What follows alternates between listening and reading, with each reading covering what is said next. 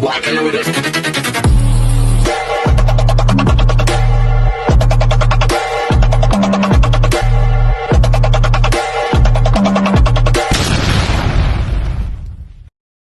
Hi everyone! Good evening! I'm back! This is Sam Brusas dito sa Sam TV. Kamusta naman kayo mga amigo, amiga? Sana lahat kayo ay okay at safe ngayong gabi. Siyempre ko ako naman ang tatanungin nyo. Eto, nakikita naman ninyo fresh overload lagi. Diba? So yon. So magandang gabi sa inyong lahat. Sana lahat kayo ay nakakain na ng bonggong-bongga.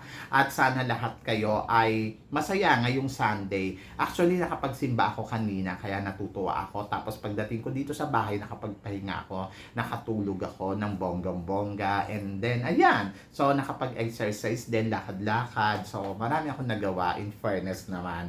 So, syempre, chichika tayo ngayon ng bonggang-bongga. Ito nga, dahil marami nga naglalabasan ngayon na ito daw si Nikki kung bakit nga daw natalo dito sa Miss Grand International. So ako, para sa akin, laging may dahilan kung bakit natatalo ang isang babae sa isang beauty pageant.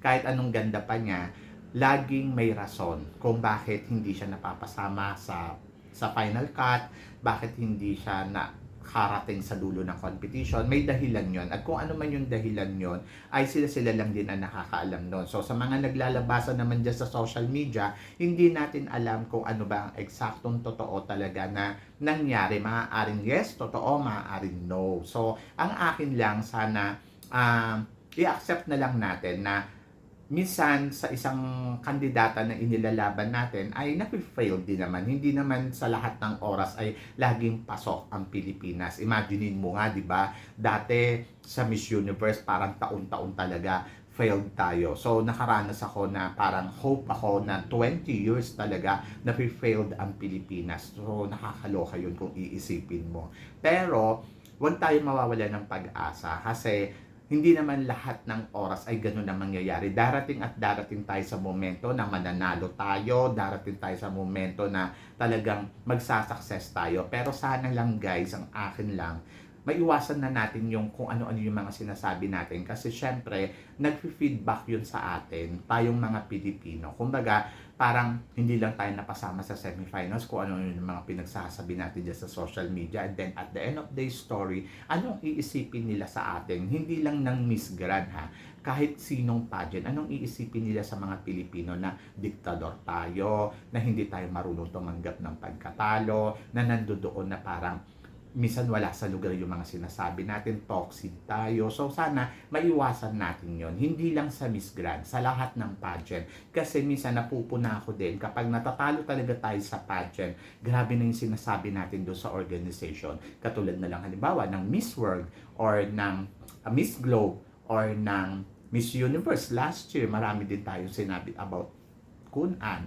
So ang akin, sana as long as possible, maging positive tayo sa mga ganitong pananaw. So, lalo na kapag, halimbawa, hindi na pasama sa final cut yung kandidata natin. So, dapat matuto tayo na i-accept na this is a competition. Hindi sa lahat ng oras lagi tayong panalo. Maganda man yan, caliber man yan, basta tandaan natin yung ating queen ay lumaban lang siya ng sa paraan na alam niya, and enough na sa atin yun. Ngayon, kung mananalo tayo doon at mapapasama tayo sa semifinals, is bonus na lang sa atin yun. Kumbaga, alam natin yung preparasyon ng kandidata natin kung sumusuporta talaga tayo. So, maiwasan lang din natin yung mga negativity na kumakalat ngayon sa social media, and then at the end of the day sa atin magre-reflect lahat yun, di ba? So yun lang. So eto nga, si Nikki nagsalita na. Ang sabi ni Nikki, I pour my heart and soul into the representing Philippines, and my heart aches with disappointment. But even in the face of this heartache, I choose a gratitude. Life is a journey filled with up and down, and my determined to make the most of every moment. I was understand I may still young. I will continue to work hard, learn and grow because I believe that disappointment is only a stepping stone to future success. This is not the end, just the starting of something greater. And I'm excited to see where life's adventure will take me. Now I stand before you, now I as not as a part of the top 20 but as someone who gave her all. Di ba? So, yan. So, marami na tayong mga naranasan dito sa Miss Grand International. Sa totoo lang, andiyan yun, nasaktan talaga tayo ng bonggang-bongga. Pero kasi ako, kasi ang iniisip ko na lang dyan, kung ayan yung tingin ninyo sa mga kandidata namin, wala kaming magagawa doon. Kumbaga, nandoon lang ako sa part na alam ko yung kandidata ko lumaban. So, sinuportahan ko si Nikki De Mora ng tao sa aking puso ng buong buo. May nakikita man ako na kahinaan, pero nandoon yung tiwala ko sa kanya at patuloy pa rin ako magtitiwala sa kanya. Maganda yung sinabi niya dito. Ando doon na nakakalungkot, pero nandoon din na masasabi ko na si Nikki ay marami pang opportunity, hindi lang tong Miss Grand. Isa lang tong part sa buhay niya na kung saan magiging matatag siya in the future. So, malay natin, sumali siya sa Miss Universe, sumali siya sa Miss Earth, sumali siya sa kung saan man pageant na plano niya sumali. But kung ako yung tatanungin mo, siguro mas maganda mag-build niya muna yung sarili niya na very strongest talaga. Kasi para pag sumali uli siya, ayun, talagang sure bull siya doon, di ba? So, yun. Ako naman, natuwa naman ako kay Nikki dahil sa statement niya. Mas maganda na yun, naglabas siya ng statement at naramdaman natin na she's okay. And then, nandoon na naramdaman natin na she's motivated.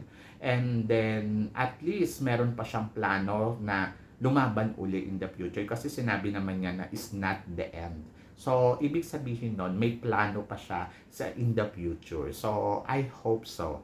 Kasi, sa totoo lang, maganda si Nikki at sayang naman kung hindi siya makokoronahan, di ba? She trying her best na maging first golden girl. Pero kasi, hindi para sa kanya to. Ayun lang yung nakita ko. Malinaw na hindi para sa kanya to. And then, siguro everybody's have fault. May fault siya, may fault ako, may fault ang organization, may fault tayong lahat.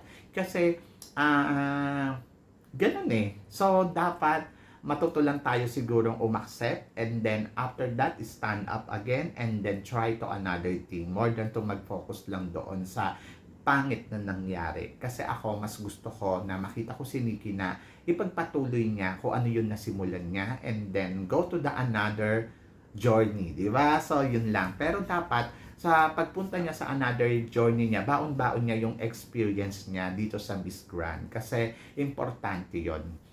Lalo na kung alam mo kung saan ka nagkulang, kung ano yung pagkukulang na ipakita mo dito sa pageant na to, kung bakit hindi ka nanalo, alam mo yung sagot. So, dapat pagdating mo sa next pageant, mas parang matibay ka na mas parang alam mo na kung ano ang mga dapat na ataking gawin. So, yun lang. So, ako para sa akin, ginawa niya yung lahat ng kanyang makakaya. And then, yung nakaya ng niya, hindi lang talaga umugma doon sa gusto nating mangyari. Pero, hindi ibig sabihin nun ay talo siya dahil hindi siya napasama sa top 20. Panalo siya sa paraan na alam niya dahil inilaban niya ang Pilipinas sa paraan na makakaya niya. So, yun yung akin.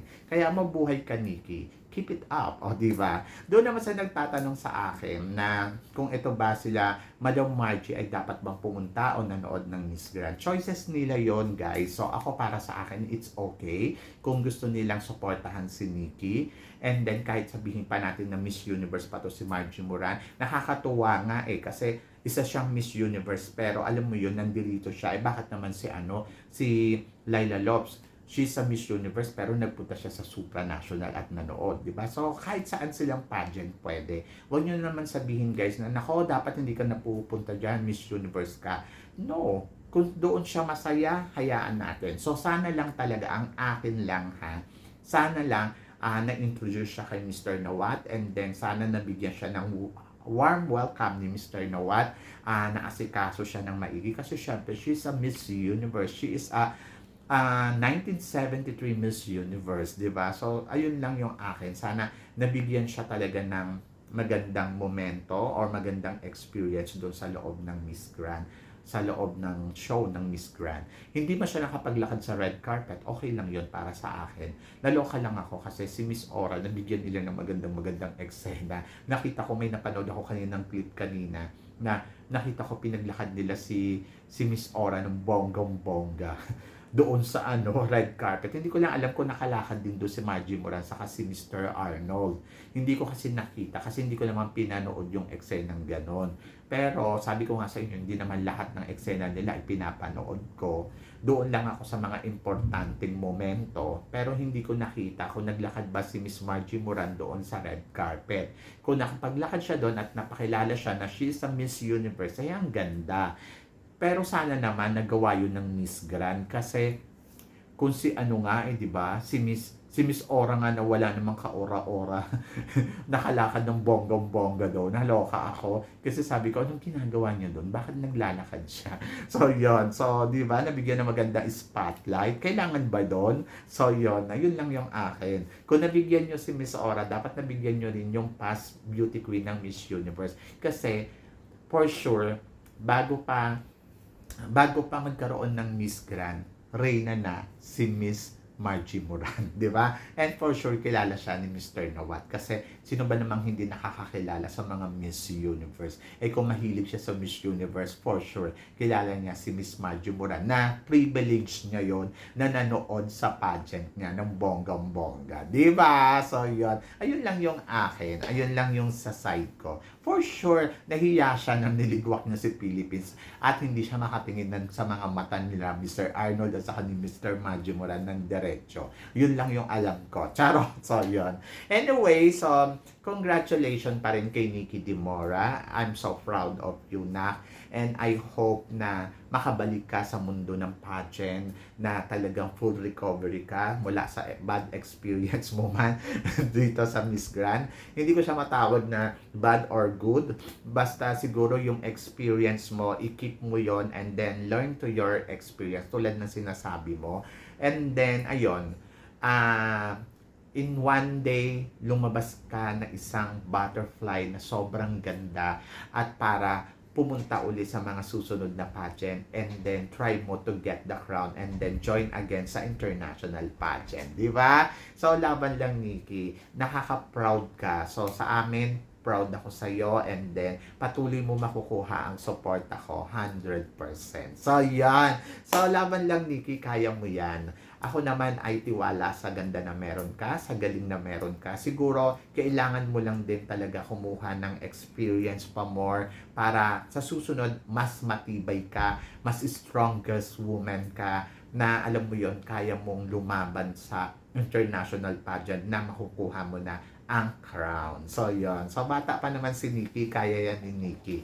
So, yon. So, maraming salamat sa iyo, Nikki Dimora, sa pag-represent mo sa amin sa bansa, sa pageant na sinalihan mo. And then, thank you kasi tinry mo naman yung best mo sa abot na yung makakaya.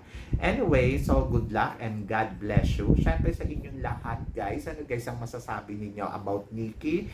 Please comment below para at least malaman ko naman kung ano naman ang chika mo. So yun guys, maraming salamat syempre sa inyong lahat sa walang sawang suporta na binibigay ninyo syempre sa channel ko dito sa Samsam TV. Sa mga hindi pa po nakaka-subscribe dyan, mag-subscribe na kayo ng bonggang-bongga. So, yan. So, guys, hanggang dito na lang syempre. Hanggang sa muli natin chikahan! See you next time! Thank you, guys! God bless you all!